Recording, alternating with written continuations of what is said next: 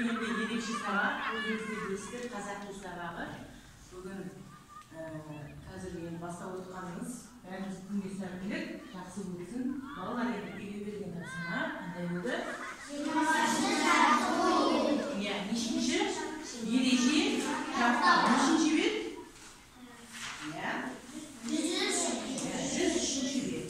Кім жазып келді? Кім оқиды? Али. Дауысын шығарамыз.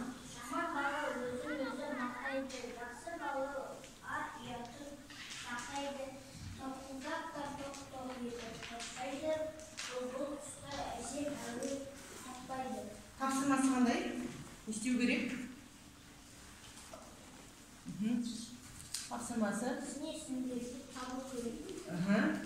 Сын есімдер қайсысы осы жерде? Жаман, жақсы, бұлбұл құстай әсем әуен. Бұлбұл құстай, қандай құстай? Бұлбұл құстай, әсем әуен. Сұрақ қойшы, қандай әуен? Әсем әуен. Ал жаман жақсыға сұрақ қойшы. Жаман жақсыға. Қандай? Яғни жаман жақсы. Түсінікті ғой, сын есімді. Жаңа Камила ережені айтты ғой, сын есімді. Енді сын есім нешеге бөлінеді? Қандай болып? Дара сын есім дегенімізде, күрделі сын есім дегенімізде. Кім айтады? Жеке, Назира. Дара сын есім бір сөзден құралады. Мысалы,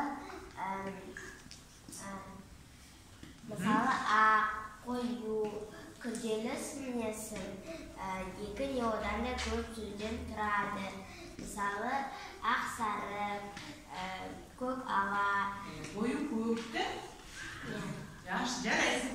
Отыраға рахмет. Енді бала есіңізге түсті ма ереже? Үйге тапсырма бәріңізде ереже жатталды ғой, иә? Ендеше бүгін балалар, бүгін жаңа сабағымыз келесі, мысалы, жаңа сабақты бастамас бұрын тақтаға назар аударыңыздар. Мына жерде бір ребус бар. Сол ребусты шешейікші, қандай сөз шығады? Ойланайық. Бірінші не тұрған? Сызғыштың неше әрпін аттыңыз артынан? Төрт әрпін. Қандай сөз қалады? С. Келесі. Ман. Оның соңғы неше әрпін аттыңыз? Сосын келесі мынау не болады? Соңғы әрпін есеміз.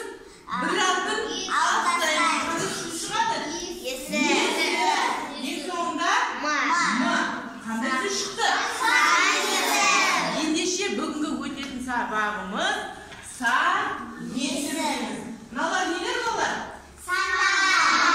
Міне, әртүрлі бізден атуақ, яғни біздерге бір таңбалы сандар берілген, е сіздерге? Сан есім дегеніміз не? Сан есім заттың санын білдіретін сөздерді сан есім сан есім санын санын ретін білдіріп тұрады екен балалар. Міне, сан есім заттың міне жерде ертең алға қарай тағы да тереңірек өтеміз. Заттың санын, ретін, мысалы, есептік бірнеше түрлері бар. Оны алға қарай өтеміз, е балалар? Енді біздер заттың санын қандай сұраққа жауап береді деп ойлайсыңдар? Деген сұрақтарға жауап береді. Мысал етірекші. 5, 4 деген қандай сұрақтар қойылады ма? Насарға қандай сұрақ қойылады? Неше және қанша? Мысал етірекші. Сөйлем. Иә. Мысал етірекші. Сұрақ. Кәмпит неше теңге тұрады? 50 теңге тұрады. Бұл жерде сан есім қайсысы? 50. Тағы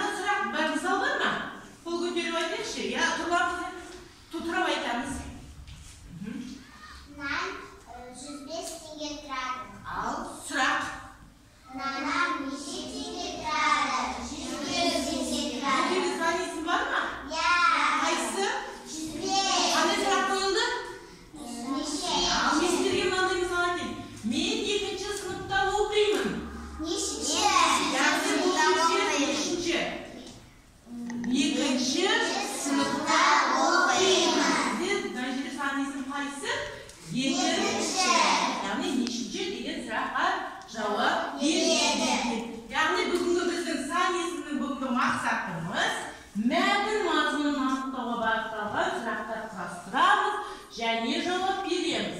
Келесі дара және күрделі зат есім, сын есім, сан есім етістіктерді анықтаймыз. Бүгін осы жұмыс бойынша жұмыс жасаймыз. Түсінікті ме?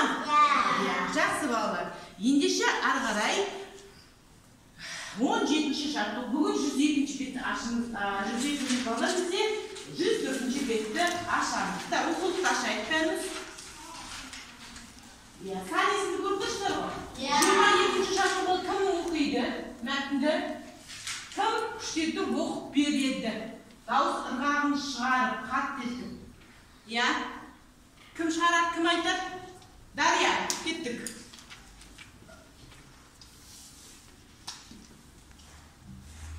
Саяхатқа шығу туризм дегенді білдіретін нағыз. Туристер саяхатта жүргенде демалып қана қоймайды. Сонымен қатар саяхат жасаған жерлері жайында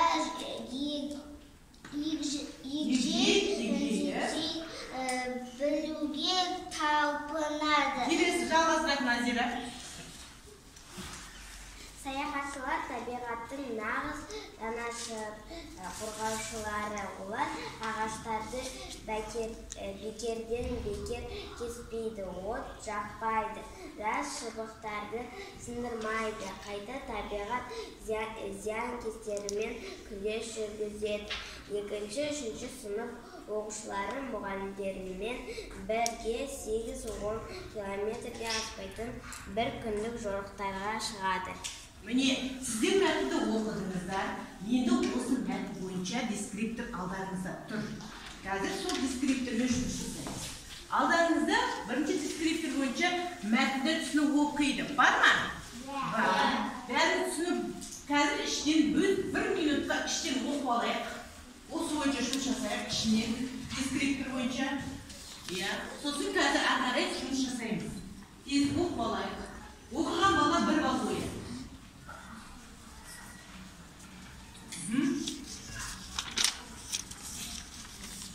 Оқыған бала 1 балл қояды.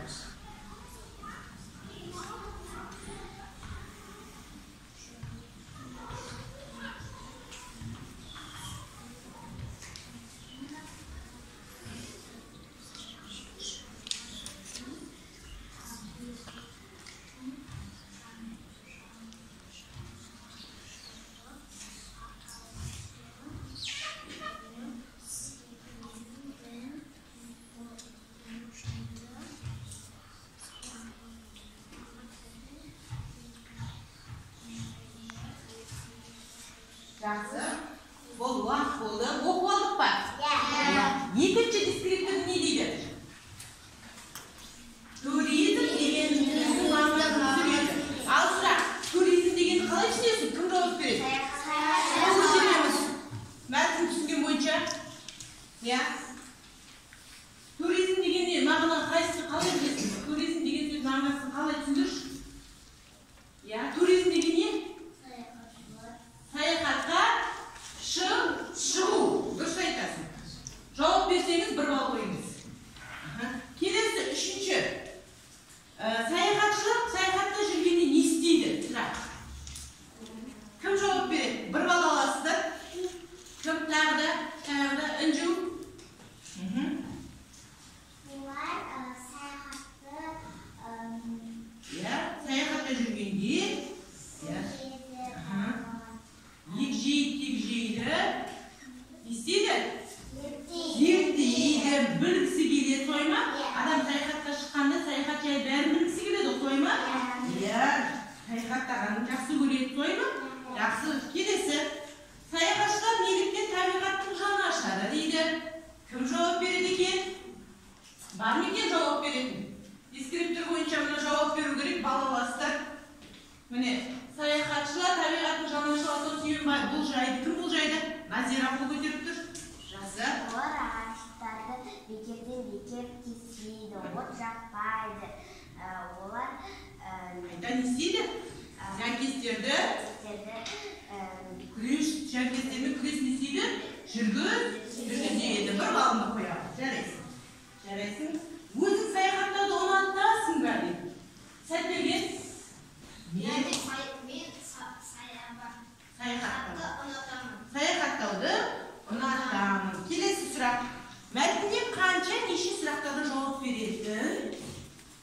Сөздер бар ма?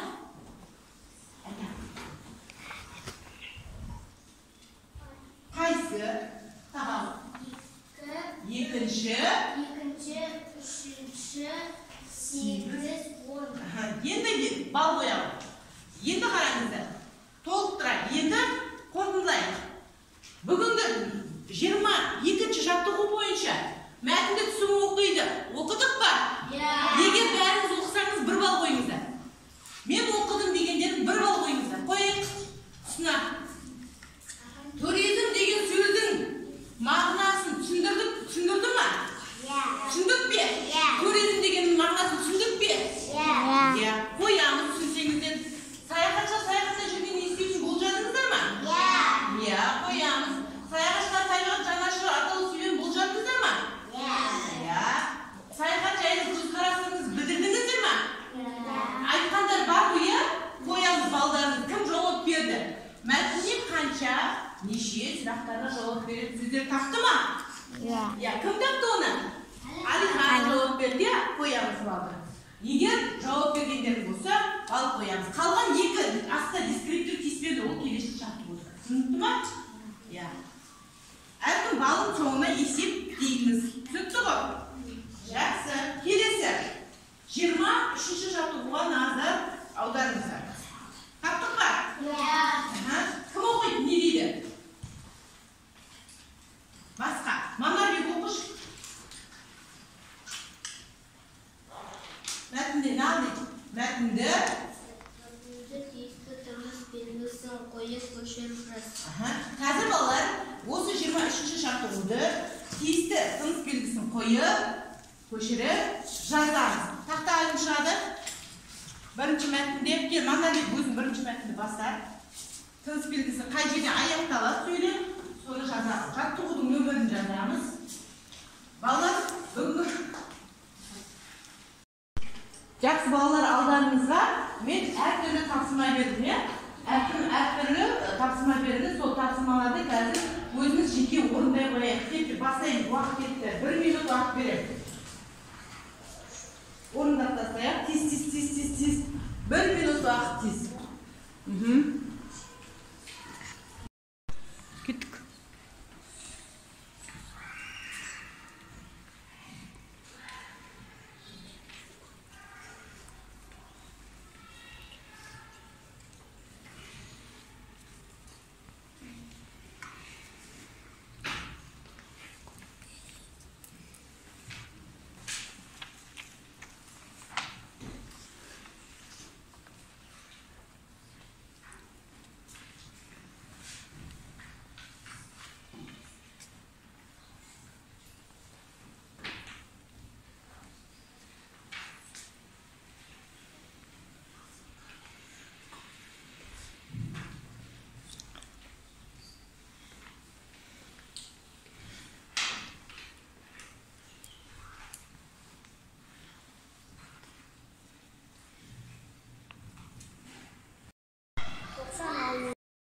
Жаңа тапсырма бойынша Сәтберген дайынсың ба? Ұшты етістік, оқушы, затесын, жасын, дарасынесін, сары, күрделісінесін, 9, дарасын, санесін, 27, күрделісінесін. Жарайсың, отыр, молодец, жақсы, керемет. Келесі, Али, дайынсың ба? Бес саусақ бірде емес, білекті бірді жығады, білімді мұңды жығады. 100 кісінің түсін бергенше, 1 кісінің артынды. 6 ала болса ауыздағы, кеттегі 4 төбе болса, төбедегі келеді. 90 ауыздың тобықта түйіні бар. Бұл жерде сан есімдер қайсысы, Али? Сан есімдер қойғандарын? 5, бірді, мұңды, 100, 1, 6, 4, 90. Қандай сұраққа жауап береді? Қанша? Жарайсың, отыр. Келесі 3-ші деңгей тапсырмасы Мадина. Бірінші тапсырмаң оқи қойшы. Ең жақсы баға 5. Тұңғыш қазақ ғарышкері Тоқтар қазақтың атақты пулеметші қызы Маншу білім ордасы мектеп сөз табы етістік Тікенектегі аң. кірпі Тікенекті аң. Жыл мезгілі көктем. Жақсы, жарайсыңдар. Бәрін сөйтіп орындалды ма? Жарайсыңдар. Ағарай жұмысымыздан жалғастырайық. Ең соңында келер қорытындылағанда, мына жерде тақтада сіздерде сөз табының 4 сөз табы тұр, иә? Зат есім, есім, сын есім, бүгінгі тақырыбымыз сан есім. Ал осы сөз табының 4-еуінен сұрақтары жоқ, байқайсыздар ма? Сол сұрақтарын сіздер мына неге сөз табының сұрақтарын келістіріп қоюларыңыз керек. Кім қойып береді? Асқар, тағы кім? Тағы да қол көтереміз. Алан қойғысы келіп, алан кел қойшы сұрақты. Кел алан. Кел алан. Ал, мына сұрақ. Қайсыны жатады, тез қоя алса? Оқи ғой, бірінші. Күндер, нелер? Қай сөз табына жатыр? Қай сөз табының сұрағы? Қояғыз, жарайсың. Дұрыс па балалар? Қоямыз. Келесі отыра ғой. Айзере келе ғой. Айзере. Келесі сөз табының сұрағы болса да қайсыны жататын? Не істеді, не қылды, қайтты? Қай сөз табынікі? Дұрыс па балалар? Жарайсың, Айзере. Қол соғып қояйық.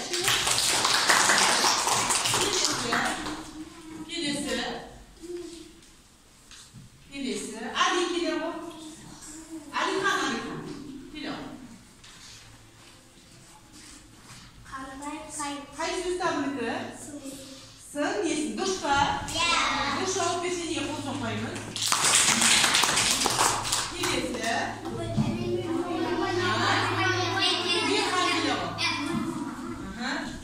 Оқи ғой.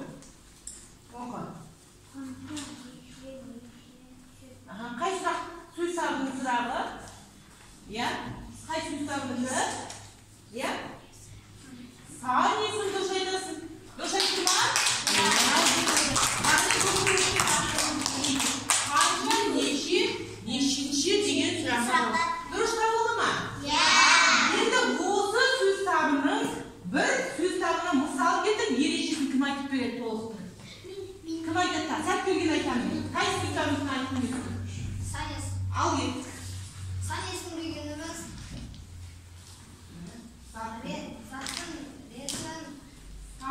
санын білдіретін сөздерді сан есім деп атаймыз. Сан есімдерге қанша, неше деген сұрақтар қойылады. Мысалы, 7, неше, нешінші. Жақсы, келесі сөз табы бойынша кім айтады? Кім айтқысы келіп тұр? Назира, айта ғой. Заттың атын білдіретін сөздері зат есім дейді. Зат есімдерге кім, не, кімдер, нелер деген сұрақтар қойылады. Мысалы, балалар, адамдар, көгершін, жазушы. Сөйлем құрап жүрсек.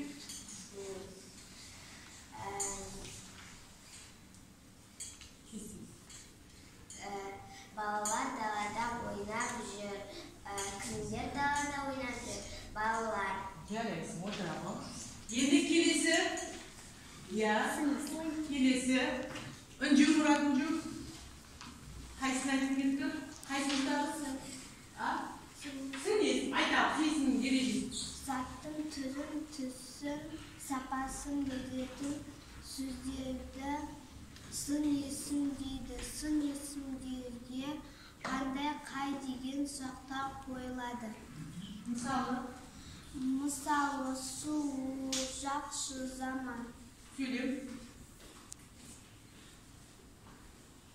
Сөйлем айтауы.